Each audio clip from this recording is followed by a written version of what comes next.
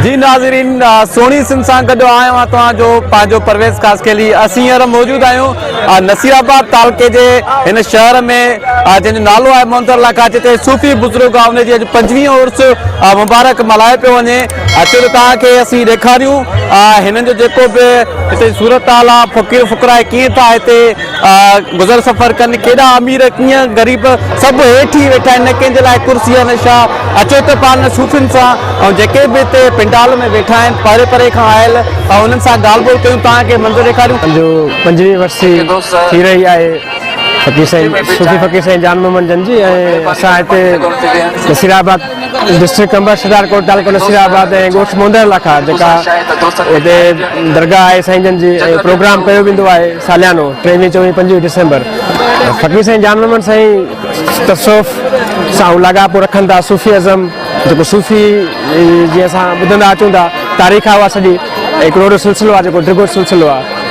ऐं साईं जन उहो हिकिड़ाई जी ॻाल्हि ॾिनी ॿुधाई, हिकिड़ाई जी प्यार मोहबत जी, इहो ई मक़सदु आहे। जेको मेड़ाको आहे, जेके सभु मोहबत ई परे परे खां आया आहिनि, हिकिड़े मोहबत जी गॾिजाणी आहे। हिकिड़ाई जो हिकिड़ो दरस आहे जेको फ़क़ीर साईं ॿुधायो, ऐं उन ते उहे जेको उनजा तालिब उनजा अक़ीदतमंद हिकिड़ो उनखे अमल कंदे ऐं हिकिड़ो मोहबत प्यार वंडनि था। ऐं वॾी ॻाल्हि फ़क़ीर साईं जेको ज़ाहिरी जेका हिकिड़ी अहम ॻाल्हि ॿुधाई उहा इहा त हेठिएं तबिके खे मथे खणी आया। मक़सदु साधू बागड़ी जंहिंखे असां चवंदा आहियूं, हर को हुन सां कारत जी नज़र सां ॾिठो आहे। या साईं जन उन्हनि खे वेझो आंदो, उन्हनि खे बाकुर पातो, उन्हनि सां गॾु खाधो। ऐं काफ़ी अंग में साईं जन तालब थिया। उहे जेके साधू हुआ, जेके उहे बागड़ी हुआ, दरवेश, इंसानियत सभ खां अवल आहे। असांजो इस्लाम बि जेको आहे उहो इंसानियत जो दरस ॿुधाए थो। पाक मोहम्मद सल्लल्लाहु अलैहि वसल्लम हुज़ूर पाक जन जी जेको हिकिड़ाई जी ॻाल्हि कई बराबरी जी। ऐं हिनमहिल हीअ अवां ॾिसो था हिते असां बि हिन दरस दग जा पंधीअड़ आहियूं। ऐं हिकिड़ो प्यार मोहबत हिकिड़ाई जो दरस आहे जेको फ़क़ीर साईं ॾिनो। ऐं मौला उहा सभिनी खे हिदायत ॾींदो त उनते हलनि। ऐं हिकिड़ो इहो ई जेको मोहबत जो सिलसिलो आहे हलंदो रहंदो तव्हां सभिनी सुणनि जे साथ सां। बाहर बोली बिन जी अंदर हिक तो वनहनक रब वेझड़ो गैर नाहे गोतो, वनहनक रब वेझड़ो गैर नाहे गोतो। जान धरे धो तो मोहम्मद पर्दे को,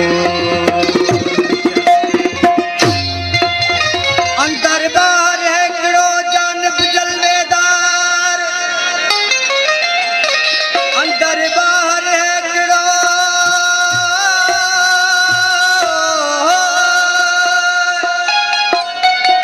जानब जलवेदार,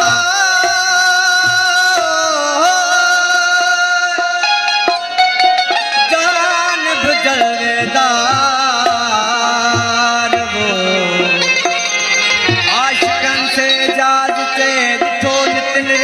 असांजी सोणी सिंध सदियुनि खां अमुन प्यार मोहबत ऐं भाईचारे जो हिकिड़ो खितो रही आहे। ऐं अहिड़े क़िस्म जा जेके दरगाहूं आहिनि, साईं जानण चंद जी दरगाह ते असां मौजूदु आहियूं। उनजे 25वें उर्स जे सिलसिले में इन्हनि दरगाहुनि ते हमेशह जीअं प्यार मोहबत जो दर्श मिलंदो आहे, इंसानियत सां मोहबत जो दर्श मिलंदो आहे, जिते हिंदू मुस्लिम सिख ईसाई जो को फ़र्क़ु न हूंदो आहे। सभ खां अवल सभ खां उत्तम इंसानियत हूंदी आहे, इंसानियत सभु कुझु हूंदो आहे। जिते मज़हबी जेका झंझट आहिनि, जेका मोलायत वारो ज़हनियत आहे ऐं जेका इंतिहा पसंदी वारो ख़्यालु आहे, उन्हनि खे ही सूफ़ी दरगाहूं रद्दियूं कनि ऐं इंसानियत ऐं मोहबत जो दर्स ॾियनि थियूं।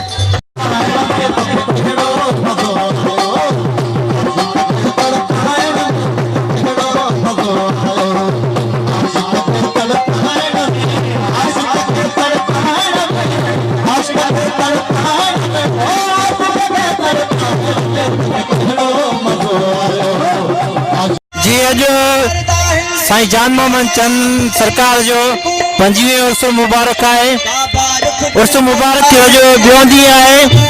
साईं जानन चंद जो जेको पैगाम आहे उहो पैगाम इंसान सां प्यार कंदड़ आहे, इंसान जी ख़िदमत साईं जानन चंद सरकार जो पैगाम आहे।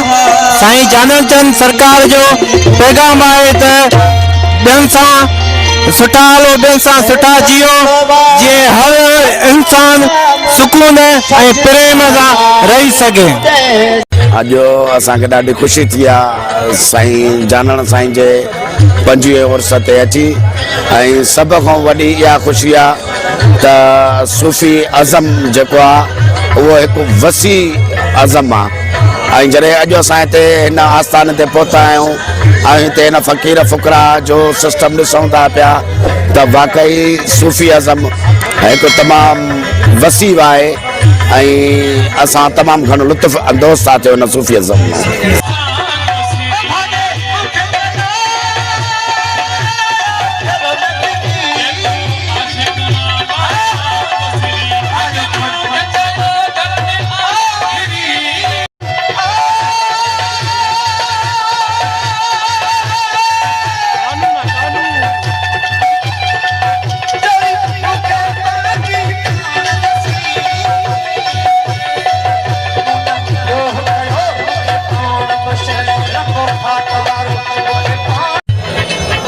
जी त साईं जानण साईं जेको अॼु 25वीं उर्स मुबारक आहे तमामु बहितरीन हिते इंतज़ाम थियल आहे। चवंदा आहिनि सिंध सॼी सूफ़ियुनि जी आहे ऐं असां इनखे ॿुधंदा हुआसीं पर अॼु ॾिठोसीं साईं जानण साईं जी अॼु 25वीं वरसी आहे। तमामु वॾो ज़बरदस्त प्रोग्राम हले थो पियो हिते। तव्हांखे ॾिनो सॼी सिंध अमन परस्त ऐं मोहबती मेड़ाका हिते ॾिसो तव्हांखे लंगर पाक जेको आहे चांहि जा ऐं सॼी सिंध खां आयल बांधियड़ा तमामु लुत्फ़ अंदोज़ थियनि था। तमामु सुठा राही आया आहिनि हिते।